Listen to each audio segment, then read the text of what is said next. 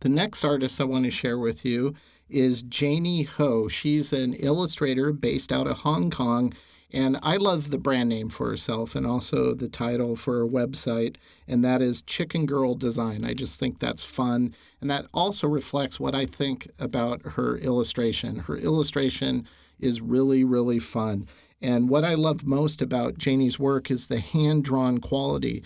And this is all vector artwork. So if we go to keyline view, which is Command Y, you can see that it is vector, but she does a good job of using custom art brushes with such artistic flair. So I want to focus on that as we look at her illustration. And the first thing we're going to do is we're going to zoom in on some of the details of the content of her illustration. In this case, we'll zoom in on these pastry items and just see what they look like when we get close to them. So when we do, you can see that even her vector shapes themselves in terms of the pastries are very simplified shapes. They're almost organic in terms of how they're formed, and that gives a nice kind of looseness and hand-done quality. But she uses these custom brushes, in this case I'm not sure what this pastry is. I'm not a pastry chef, but the detailing on this crust,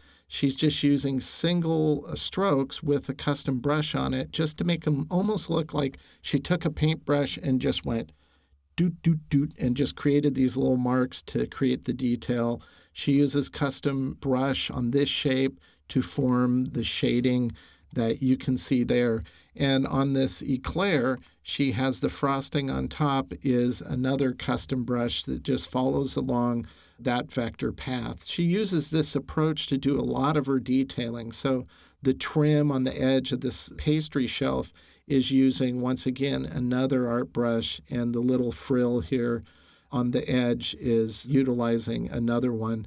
You can see how it distresses. If we zoom in even further, you can see the closer you get, the closer you can tell it's vector. Vector, when it replicates a texturized surface, it's being auto-traced, so you kind of pick up on that.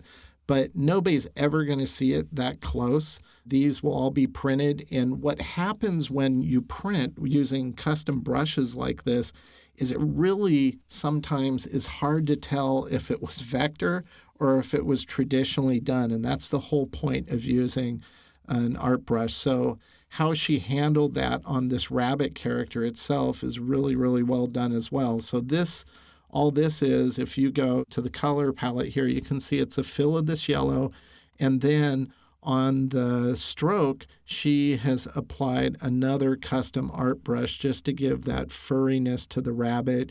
You definitely see it in the ears, so that's carried through really well. She also uses custom brush shapes masked within other shapes, in this case to create the shadowing. So instead of being just one simple clean vector path that's masked in, she's applied an art brush, as you can see in the color palette, to the outline to give it that kind of hand-done quality once again. So overall, what you end up with is illustration for a children's book that has a very, very unique flair and quality to it. I love this dog. The colors are perfect, and the use of the art brushes just to form all the detail, including his collar, are just done really, really well. So make sure to check out her website. You'll see a bunch of artwork where she uses this approach in it. And it's a really good example of how to rethink how you do vectors using art brushes.